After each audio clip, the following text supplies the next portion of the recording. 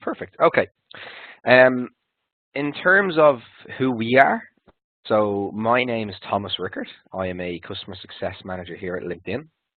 I manage all of the LinkedIn clients in Central and Eastern Europe. A lot of you on this call will be familiar already with Matt Davis and now who's new, and now Adam, who's new to the team. Those two guys are in South Africa at the moment, actually. But yeah, so they manage all of the LinkedIn clients in Sub-Saharan Africa.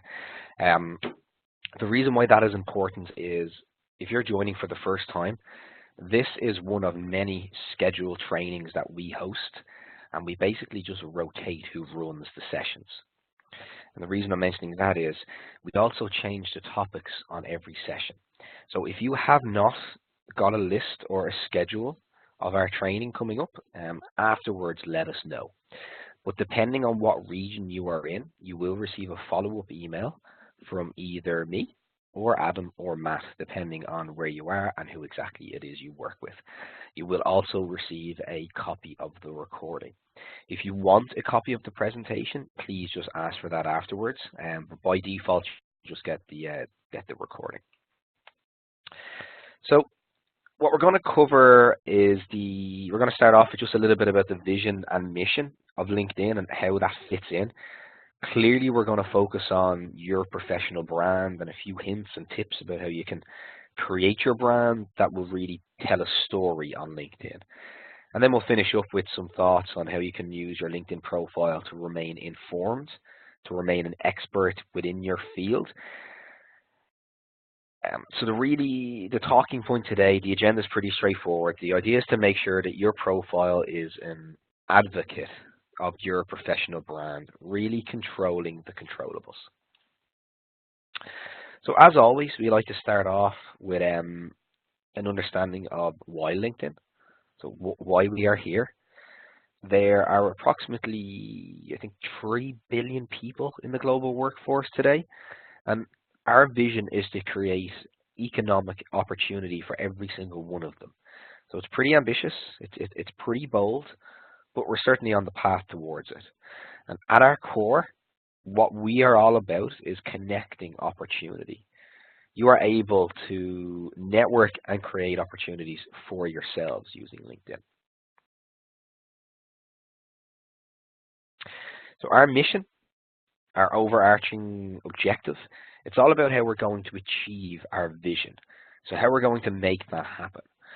We're going to connect the world's professionals to make them more productive and successful. We've always been 100% focused on professionals. The 780 million professionals, knowledge workers, and students worldwide.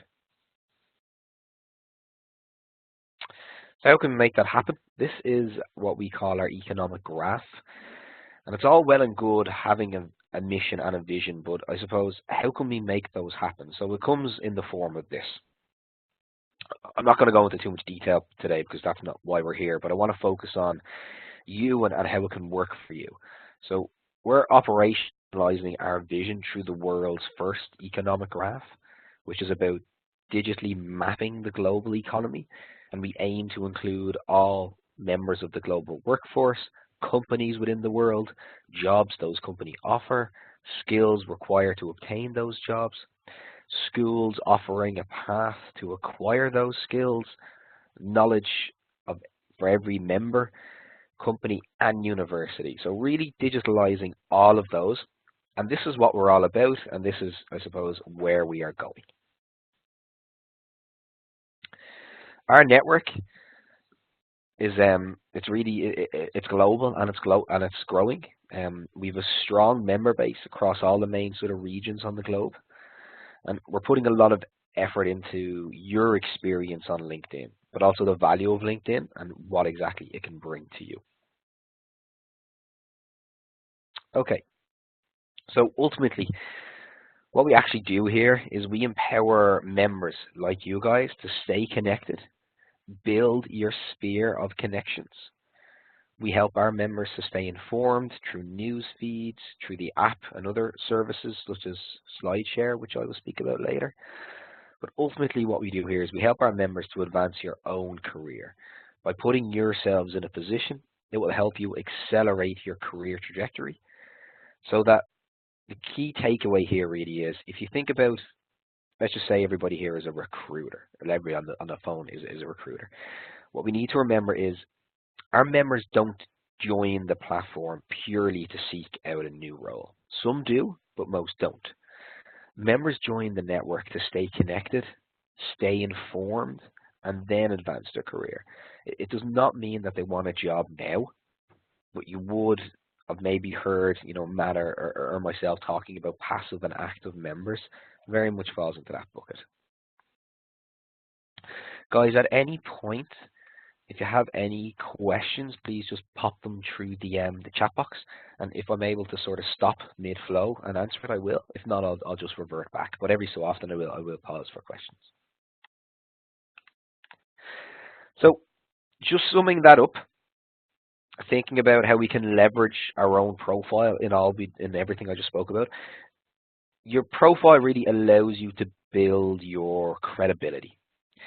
Remember I said at the beginning, controlling the controllables. Your profile is your digital handshake, so to speak. It will help you drive referrals, using your connections and getting your name out there to extend your member base. It would also help you attract. Remember, your profile is there to see and will appear to any other member or anybody doing any sort of research. Maybe somebody doing research on the company that you work for, or somebody just simply looking for a job, or maybe they received an email. It also attracts new business. And the number one activity on LinkedIn is looking at people's profiles.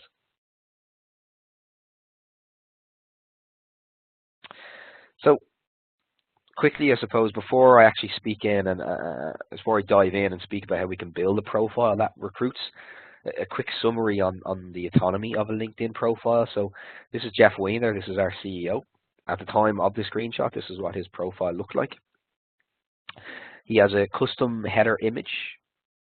Everyone has the option to add a custom image. And if you're part of a team, this is an opportunity really to drive consistency across the teams with your image. So an example of this is a lot of companies like their employees to have a picture in front of a company logo, and that everyone has a picture taken with that. But that's just a suggestion. You don't have to. But if you're not part of a team, it can be something that really represents you and your brand, but also your company brand. So a profile picture is very important. It is a representation of you. Next is the summary, so an overview of your experience, where you're from, what you do. And the key elements, I was trying to think of the right word to use, but the key elements and what you need to think about when building this is, what's important to remember is this is not a static piece of paper. So if we think about a CV, your profile is a living and breathing digital footprint of you in your world of work. So you can update this as regularly as you like, but it should tell a story. In an ideal world, there is no such thing as a perfect LinkedIn profile, but a good profile tells a story about you.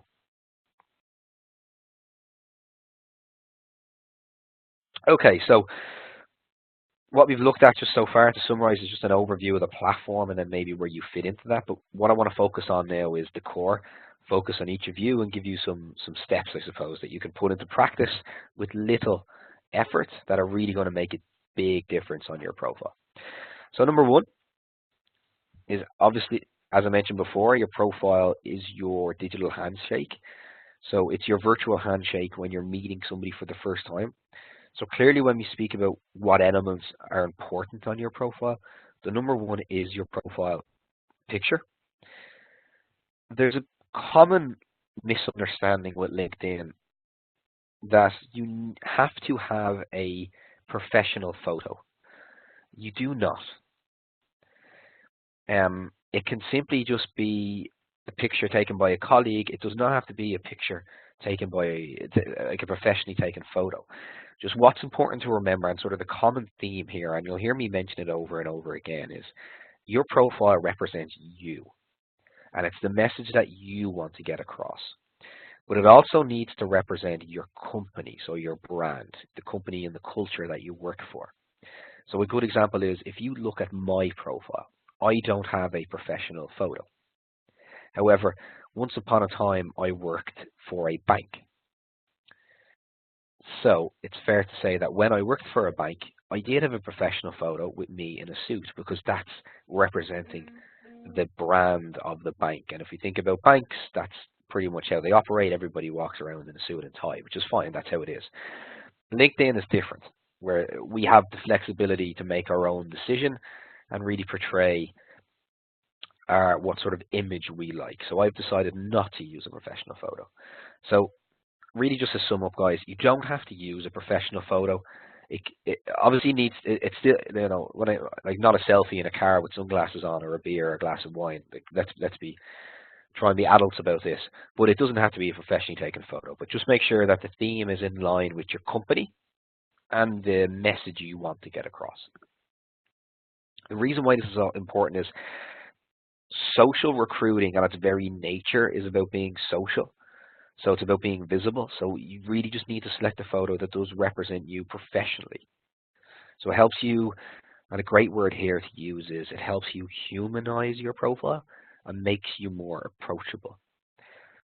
Okay, guys, so just to emphasize that you don't have to get the help of a professional photographer, but just ensure that it is a professional looking picture. Whether or not it's professionally taken or not is your decision. But when, I'm going to just use the term candidate, so let's say you're a recruiter, but when candidates are reviewing, a possible role or doing some sort of research, they want to know who they're working with. And as I mentioned previously, looking at people's profiles is the #1 activity on LinkedIn. All of your potential candidates or, any sort of business development that you're doing, they will research you and your company before ever making a decision. So making a decision to do business with you or to apply for that role or to simply respond to your email. So just make sure that it represents you, your brand, and your company's brand. I hope that made sense. I do like to stay on this particular slide quite a long time just to sum it up and have a discussion around it. Any questions, guys, just pop them through the chat box. Next up, and I know it can be a little bit confusing from the screenshots here, but this is a LinkedIn profile and we're just moving down the page from it. So this will be the next section. So your profile is the front page of your story. So the headline is a great way to show your value and passion in one quick line. You want to, I suppose, inspire the viewer to read more. And with all those elements of your profile, obviously you can make changes and edit them, so that's not a problem. You can constantly, it's not static, but you want it to be memorable. So, for example, on my profile, I have a quote from Benjamin Franklin, a very old president of the United States. So you just want it to be memorable, something that will help you hopefully stick out. So you don't have a lot of space, so you do need to keep it brief. But try not fall into the trap of filling this section with your contact details. You can put that in your summary, but just have this using keywords really that are relevant to you, and it will also optimize your search results. So what you have here, optimize how you appear in other people's searches, and you can see some examples on screen here.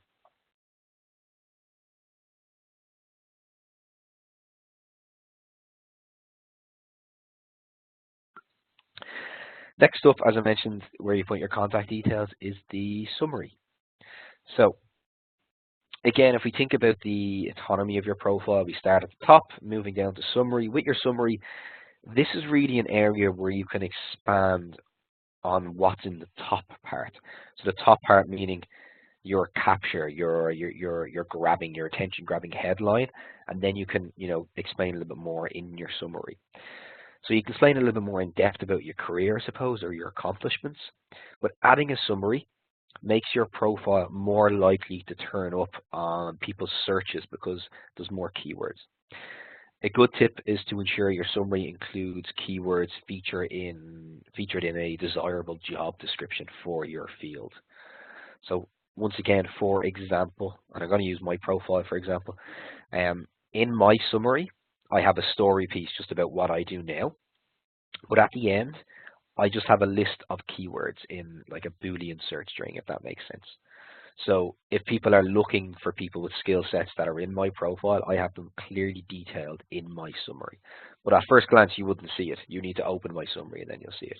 So that's just a tip about how you can still use a story piece, but still use keywords that will enable you to appear on searching. And I don't mean searching, guys, so you leave your current company, so you're contacted by recruiters. But when you appear sort of top of the list on searches, so when people are doing research and your profile is appearing, it just gives you more credibility. Ultimately, no matter if you're in marketing, if you're in sales, or if you're in recruitment using LinkedIn, you want to come across as an industry expert, somebody who can be trusted. And by appearing in these searches, top of the list, and the more you use LinkedIn, the better profile you have, the more you will appear top of the list. If you think about it, if you're looking on Google and you're trying to buy some clothes or something and you type in a keyword, now obviously whoever pays Google the most appears top of the list. LinkedIn is similar, but you don't pay us obviously. But the more you use LinkedIn, the better your profile is, the higher up the list you'll appear. I hope that makes sense. So once again, if we move down the profile, this next up you would see your experience. So once again, I'm just going to say your LinkedIn profile is not a CV, it's not a resume.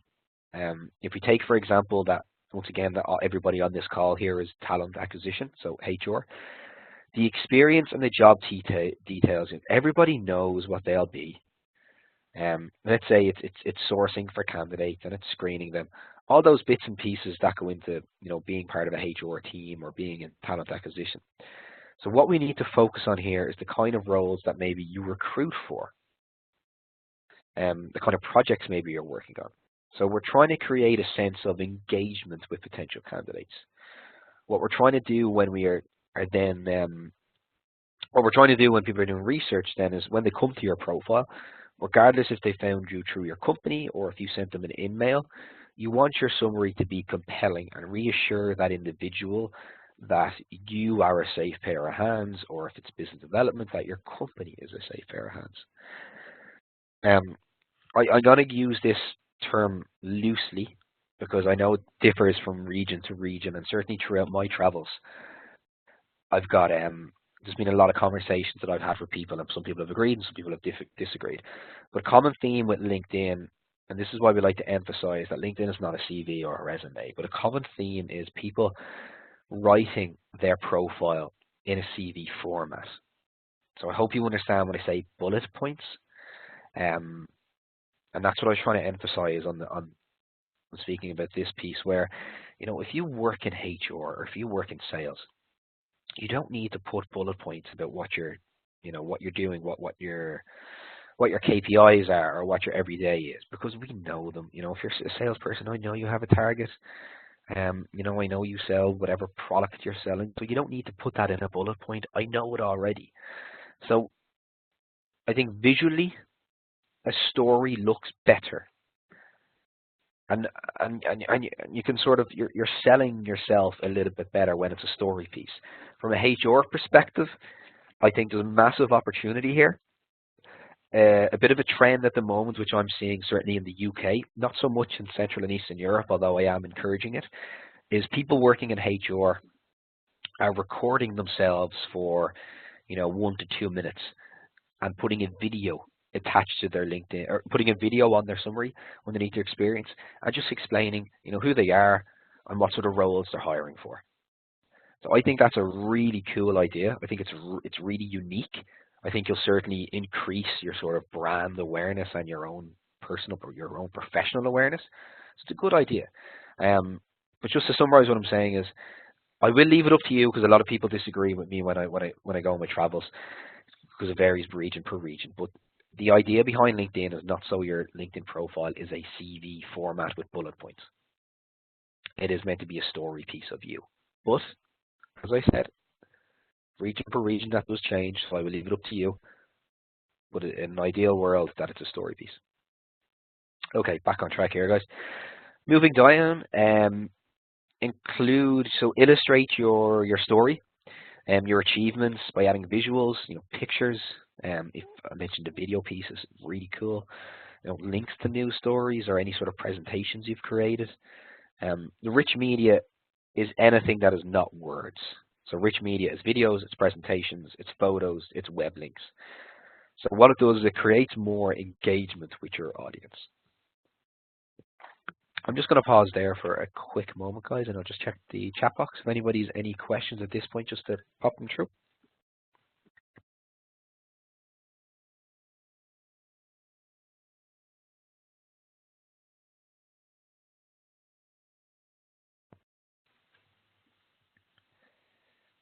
I don't see anything coming through, but in case anybody's writing, I'm just going to move on, and then I'll come back to it in a moment. Moving down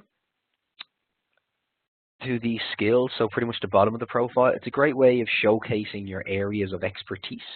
But the great thing about skills is you can actually get endorsements of your skills from individuals, and it will once again add credibility. It will put your name against theirs by saying, yes, they're good at this, sales or sourcing, whatever it is. The optimal number is unique to each person, but you want to include a mix of sort of high level and niche skills and try and be specific. An area that's not highlighted, but I wanted to include it, is also recommendations. So recommendations is where somebody leaves a comment relating to a role, or it just gives you a more in-depth endorsement of you. So it can be relating to a role, or a project you've worked on, whatever is relevant within your role. Just make sure it's relevant within your role when somebody leaves a endorsement. So, for example, if you used to, I don't know, if you used to be a sales executive, and now you're working in HR, so it's probably not relevant if your endorsement is saying how great of a salesperson you are and what sort of quota you achieved. So just make sure it is just relevant to what you're doing now. And lastly here is the volunteering experience at the very bottom. So volunteering and any sort of causes that you're interested in. So what this does is it puts a more human and personal perspective on your profile. So it can be something that sets you aside from another individual. And just have a think about that, this is not mandatory. You do not have to do it. But adding causes, adding volunteer experience if you do it is a great way to really round out your identity. Almost half of hiring managers say that they view volunteering experience as equivalent to formal work experience. So if you do volunteer, certainly check it out. If you're working in a HR capacity, I would always recommend just having a look at the very bottom of somebody's page. This is where this would appear. But it's not mandatory. You do not have to have it on a profile, but if you do, great, and do include it. And from a HR perspective, always have a look to see. You may even have something in common, which will just make for a better engagement when you're reaching out to somebody via an email. If you can say, hey, we both worked at a dog shelter, or we both volunteer, or we both, have like a monthly subscription to this, whatever. You get my point, but it'll just make for a better engagement if you can reference that. Okay, so the last section now really is how we can stay informed. So ideally now what we've looked at is we've built out, your professional brand, we've built the profile, but now how can we add our knowledge and how can we build on our skill sets? So there's many ways for us to share what we know on LinkedIn and also learn from others who share their expertise. So I'm going to do a bit of a deep dive into a couple of these. So the first one is SlideShare. So you can upload presentations, you can upload infographics. There's new functionality where you can really, with one click, you can do all this quite easy. We put a lot of investment into recently trying to make it easy and manageable and just easier to navigate, I suppose. So please check that out if you haven't. Next is groups. So as it stands, we have just over 2.5 million groups on LinkedIn. Groups are really interesting. I would always encourage anybody that's interested in anything to get involved in a group because it ticks a lot of boxes depending what you're trying to achieve. So if you're working in HR and you're hiring for, let's just say, somebody working in an IT space, what I would do is I would look for groups that cover, the type of topics, and they would match the sort of skill sets, the people I'm looking for. Get involved in the conversation, and then you can actually, post your job within the group. Or on the back of that, you can maybe identify candidates within that group who are coming across as experts. And then once again, from a business development point of view, get involved, actually converse with people in groups. All this does is just makes you come across as an industry expert and builds your credibility, but it's also an untapped resource, completely different to running searches on LinkedIn. But getting involved in groups and actually conversing with people, like-minded people, about whatever the topic is. Then lastly is the influencer program. So, following industry influencers, high-profile leaders around the world, and they post and they share content. What I really like about that is a lot of the times the leader, so I follow quite a lot of them, a lot of the times they don't really post things relevant to their business. It's more just sort of their thoughts of the day. So it's great to hear that. Some of them do reply to comments, others don't, but it's interesting to read their thoughts of the day, really. So let's look at these individually. So SlideShare. So that was the first on the previous slide. You can upload white papers, presentations. You can use it really in a couple of ways. But firstly, you can use it for doing research. So if you're looking for articles within your space, so for example, if you were to go into SlideShare and type in the name of this session, Rock Your Profile, I'm sure you'll see a host of material related to this.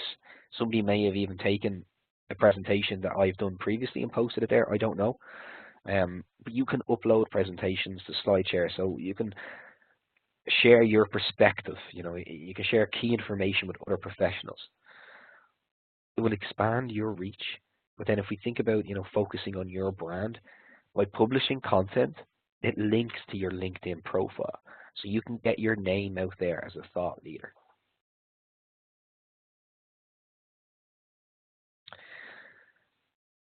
Of a group. So if you look for groups within your industry, within your function, your career interests, join a few, stay up to date on sort of trending topics or news or anything. But what is really important about groups is to actually participate in the discussion.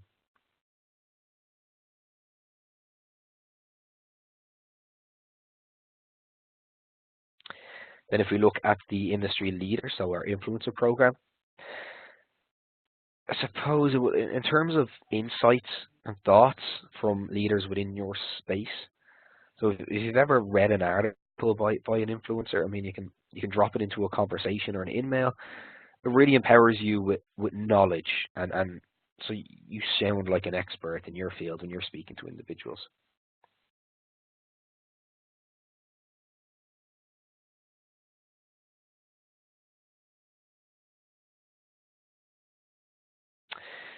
Okay, so just to wrap up here, ultimately, I suppose, so we've talked about building your brand, so using the platform to become an expert.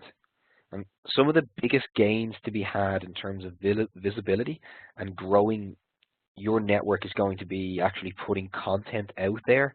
And we have two ways of doing this. So we have updates and publishing. So updates is very much a short form post, which you would typically be consumed at speed within the newsfeed at LinkedIn. Publishing, it's really more of original content. These are long form posts where you would essentially write an article or a white paper and post that out. So it's something that requires a lot more time, a bit more thought. However, the advantages of publishing is quite clear. It gives you an opportunity to really establish yourself, not only as a thought leader, but an expert in the field that you work in. So a really strong way for you to build engagement with your followers.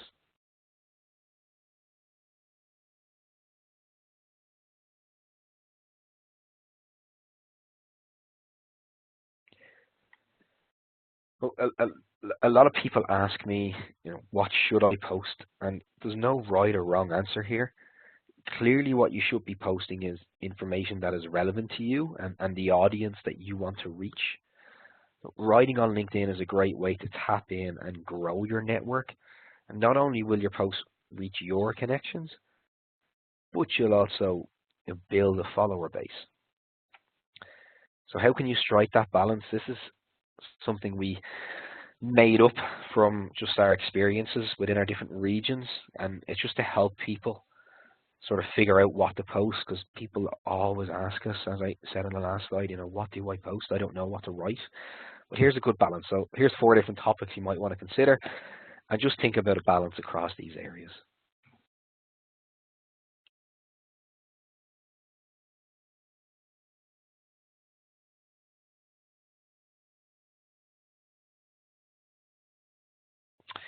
Okay, so looking a little bit more detail about publishing. I mentioned a few moments ago about the long form white paper. But the key here is that there's a lot of opportunity for your post to go viral, which is ultimately what you want. Go beyond your normal reach. If you start to move into that space, you will see a lot of rewards. Not just follower growth, but also, I suppose, a sense of achievement if your post actually really takes off.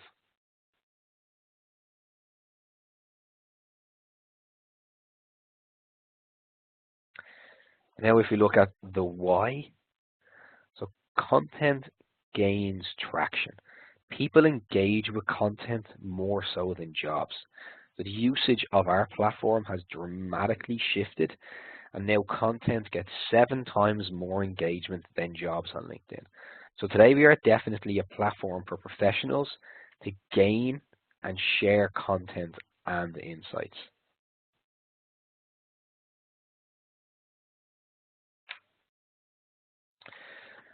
And that concludes our presentation for today, guys. Um, I will stay on the line. I think we're a little bit ahead of schedule, which is great. So if anybody has any questions, please just pop them through the chat box. I hope that that has made some sense. Hopefully everybody will, go and look at their profile today and maybe make some changes. But just to emphasize, there is no such thing as a perfect profile, guys. Um, but there are some simple steps you can take which will help you and your profile stand out just a little bit more, whether it be for business development, whether it be from a HR perspective, but there are some simple steps. I would encourage everybody to be active if they can on LinkedIn. Anybody who certainly follows me will see that, I'm not the most active person. I would generally post content or updates, once a week or once every 2 weeks. Um, but it's easy and simple to do. My last update, I believe, was last week. It was about a book that I had read, and I just offered to do a book swap with somebody, and I wanted people to make some suggestions about the next book that I could read. And that's not necessarily relevant to LinkedIn. In fact, it's not relevant at all to LinkedIn. So you do not have to, everybody thinks that it has to be, I'll just use the example of a bank. So if I worked in a bank, everybody thinks, everything I post has to be about my bank. It doesn't. Certainly some of the content should be relevant to your industry or whatever it is you're working in. But then it just, you need to make sure that the message makes sense for also who you're connected to. And then if we think back to the sort of your brand, your professional brand, your image, what you're trying to portray, what message you're trying to get across. So people who know me, and certainly who's ever attended a workshop that I've done, be it face to face or over the telephone, what I post makes sense for me, for people who know me. So hopefully, if you can take one sort of tip from here, um, is obviously flesh out your LinkedIn profile, put a bit of time and effort, you will see the rewards, but content is key. Content is key. Hey guys, any questions, just pop them through. If you don't have questions, you can feel free to log off. I've given you 10 minutes back, so go and grab a coffee before you get back to work. But I'll stay on the line if anyone has any questions, just pop them through the chat box.